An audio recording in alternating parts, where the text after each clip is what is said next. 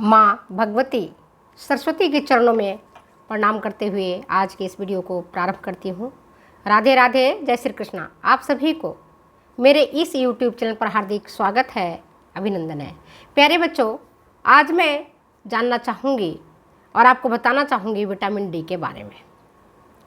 Vitamin D किस family का belong करता है? अगर एग्जामिनेशन में आए विटामिन डी किस फैमिली का बिलोंग करता है, तो विटामिन डी बिलोंग करता है आपका स्टीरॉल फैमिली का। स्टीरॉल फैमिली का विटामिन डी बिलोंग करता है। अब बालकों में इस विटामिन की कमी के कारण रिकेट्स जैसे रोग हो जाते हैं। तो इम्पॉर्टेंट बिंदु जो आज मैं बता रही हूँ उसको आप ध्यान से सुनना, और एग्जामिनेशन पॉइंट ऑफ व्यू से बहुत इंपॉर्टेंट है। जो बच्चे कॉम्पिटिटिव टेस्ट दे रहे हैं, जो बच्चे यूनिवर्सिटी में एग्ज़ाम दे रहे हैं, तो उनके लिए तो बहुत ही आवश्यक है। अक्सर क्वेश्चन पूछे जाते हैं, रिकेट्स के क्या लक्षण हैं, रिकेट्स क्यों होता है। तो आज इन्हीं बातों पर आज हम विटामिन डी से संबंधित बातों को बताएंगे आपको। तो देखो, विटामिन डी स्टीरॉल फैमिली का बिलोंग करता है। फैमिली कौन सी? उसकी स्टीरॉल फैमिली है। बालकों में रिकेट्स होने का क्या कारण है? अगर ये प्रश्न पूछा जाए कि बालकों में रिकेट्स क्यों होता है, तो उसका दो बड़ा कारण है। एक कारण है कि बालक बड़ी तीव्रता से, बड़ी तेज़ी से वृद्धि करते हैं, और दूसरा कारण है बढ़ते बालकों में विटामिन डी की ज़्यादा ज़रूरत होती है। बढ़ते बालकों में जो बालक ग्रो कर रहे हैं, उनमें विटामिन डी की ज़रूरत ज़्यादा होती है। और विटामिन डी एनिमल प्रिकर्सर होता है। विटामिन डी का एनिमल प्रिकर्सर 7-डी हाइड्रोकोलेस्ट्रॉल है। एनिमल प्रिकर्सर कैसा है? 7-हाइड्रो-डी कोलेस्ट्रॉल। अब विटामिन डी का प्लांट प्रिकर्सर अर्गोस्टिरॉल होता है। बात समझ में आ गया? विटामिन डी जो हमें प्राणिज भोज्य पदार्थों से प्राप्त होता है, उनमें कौन से प्रिकर्सर होता है? तो होता है 7-डी हाइड्रोकोलेस्ट्रॉल। क्या होता है? 7-डी हाइड्रोकोलेस्ट्रॉल। और वही अगर वनस्पतिज भोज्य पदार्थों से अगर मिलता है, तो उसमें जो मिलता तो है नहीं विटामिन डी, लेकिन तैयार होता है। ये मैं आगे बताऊंगी किस तरह से विटामिन डी कन्वर्ट हो जाता है हमारी बॉडी में जाकर के और फ़ायदा पहुंचाता है। तो एनिमल प्रिकर्सर इसका है 7-डी हाइड्रोकोलेस्ट्रॉल, और प्लांट प्रिकर्सर है अर्गोस्टिरॉल, जिसको हम वायोस्टिरॉल भी बोलते हैं। अच्छा, विटामिन डी का कलर होता है सफ़ेद रंग का रवेदार पदार्थ। विटामिन डी का जहाँ रंग होता है वह बिल्कुल सफ़ेद रंग का। कैसे याद रखेंगे? सूरज की किरणों से मिलता है। सूरज की किरणें कैसी होती हैं? सफ़ेद मानते हैं हम, है ना? तो इससे हम याद रखेंगे कि विटामिन डी हमें निःशुल्क प्राप्त होता है। कहाँ से मिलता है? सूरज की किरणों से मिलता है। और वो कलर कैसा होता है इसका? तो सफ़ेद रंग का क्रिस्टल पदार्थ होता है, रवेदार पदार्थ होता है। ठीक है, इतनी बात समझ में आ गई। इसके बाद लेकिन कौन सा विटामिन डी जो शुद्ध रहता है, उसको हम सफ़ेद रवेदार पदार्थ के रूप में प्राप्त करते हैं। विटामिन डी, विटामिन ए, ये दोनों ही चीज़ें हैं जो वसा में घुलनशील है। और अगर इनकी स्थिरता देखोगे कि कौन ज़्यादा स्टेबल है, विटामिन ए ज़्यादा स्टेबल है या विटामिन डी ज़्यादा स्टेबल है, तो आपका उत्तर होगा विटामिन डी विटामिन ए की तुलना में ज़्यादा स्टेबल होता है, ज़्यादा अस्थिर होता है। स्टेबल किसके प्रति होता है? हीट एंड ऑक्सीडेशन के प्रति, तापक्रम और ऑक्सीकरण के प्रति ये ज़्यादा अस्थिर होता है। और एसिड और अल्कली के प्रति भी इसकी स्थिरता विटामिन ए की तुलना में ज़्यादा होती है। और विटामिन D3 विटामिन D2 की तुलना में ज़्यादा अस्थिर होता है। अगर प्रश्न ऐसे पूछा जाए कि विटामिन D3 ज़्यादा स्टेबल है या विटामिन D2, तो आपका उत्तर होगा विटामिन D3 मोर स्टेबल है देन विटामिन B2। भाई 3 कैसे याद रखेंगे? 3 बड़ा होता है, 2 छोटा होता है, तो बड़ा ज़्यादा स्थिर होगा, छोटा कम स्थिर होगा। बड़े बच्चों से, बढ़ते बच्चों से याद रखोगे, बड़ा बच्चा समझदार होता है, छोटा बच्चा हलचल करता है।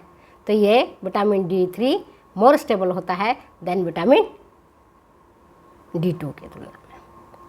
और सन रेज में जो सूरज की किरणें हैं उनके अधिक इरेडिएशन से जो इसके प्रिकर्सर्स होते हैं, जैसे आप तेल को सनरेज में छोड़ देते हो बहुत दिनों के लिए तो रैंसिड हो जाता है, ख़राब हो जाता है, धूप में देखो उसका रंगत बदल जाता है। तो इरेडिएशन से इसके प्रिकर्सर्स टॉक्सोस्टिरॉल और सुप्रास्टिरॉल में कन्वर्ट हो जाते हैं। किस में कन्वर्ट होते हैं? ये कन्वर्ट हो जाते हैं टॉक्सोस्टिरॉल में और सुप्रास्टिरॉल में, जो काफ़ी हद तक टॉक्सिक कंपाउंड है, विषैले पदार्थ में, विषैले जटिल पदार्थ में ये बदल जाते हैं। और ये विषैले जो जटिल पदार्थ हैं टॉक्सोस्टिरॉल और सुप्रास्टिरॉल, ये दोनों ही पदार्थ में एंटी रैकेटिक प्रॉपर्टी नहीं होता है, इसकी पोटेंसी कम होता है। याद रखोगे, इनकी पोटेंसी कैसे होता है? कम होता है। तो इनमें जो एंटी रैकेटिक मतलब जो रिकेट्स रोग बालकों में होता है, इसके प्रति इसकी पोटेंसी कम होती है। ठीक है। सनरेज का एंटी रैकेटिक इफेक्टिवनेस ये भी वेरी करता है टाइम टू टाइम। कैसे वेरी करेगा? एल्टीट्यूड पर। कैसे वेरी करेगा? लैटिट्यूड पर। कैसे भी वेरी करेगा? टाइम ऑफ द डे पर, दिन का कौन सा समय है इस पर वेरी करेगा। क्लाउड्स पर वेरी करेगा, फॉग पर वेरी करेगा, स्मोक पर वेरी करेगा, और जो एयर में, हवा में जो डस्ट पार्टिकल्स है इसके ऊपर ये वेरी करेगा। अगर प्रश्न ये आता है आपका कि सन रेज का एंटी रैकेटिक प्रॉपर्टी का इफेक्टिवनेस किन बातों पर डिपेंड करता है? सूरज की किरणों का एंटी रैकेटिक इफेक्टिवनेस किन बातों पर वेरी करता है? तो उसका उत्तर होगा एल्टीट्यूड, कितनी ऊंचाई पर आप हो, लैटिट्यूड, समय का कौन सा, दिन का कौन सा समय है, प्रातः है, दोपहर है या शाम का समय है, आकाश में बादल हैं, कई जगह ऐसे होते हैं जैसे चेरापूंजी है, शिमला है, जहाँ बहुत बारिश होती है, जहाँ धूप कम उगता है, बादल छाए रहते हैं, उस पर डिपेंड करेगा। फॉग, कुहासा पर डिपेंड करेगा। स्मोक, बड़े बड़े जहाँ जहाँ इंडस्ट्री लगे हैं, धुआं आकाश में उड़ रहा है, उस पर डिपेंड करेगा। और एयर में जो डस्ट पार्टिकल है ना, धूल कण है, इसके ऊपर जो एंटी रैकेटिक इफेक्टिवनेस वेरी करता है, डिपेंड करता है। और आप देखोगे हाई एल्टीट्यूड पर अल्ट्रावायलेट रेज ज़्यादा होता है। हाई एल्टीट्यूड पर अल्ट्रावायलेट इंटेंसिटी ज़्यादा होता है। और जो बालक, जो व्यक्ति ट्रॉपिकल रीजन में रहते हैं,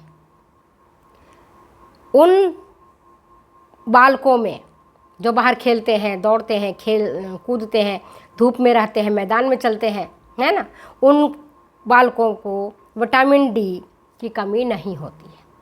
लेकिन वहीं जो व्यक्ति ऐसे स्थान में रहते होंगे या रहते हैं जैसे दिल्ली है, बम्बई है, कलकत्ता है, चेन्नई है, बड़े बड़े महानगर हैं, उन महानगरों में बहुमंजिली इमारतें हैं जहाँ सूरज की किरणें निचली मंजिल तक, बीच वाली मंजिल तक, 8वीं 9वीं मंजिल तक नहीं पहुँच पाता है।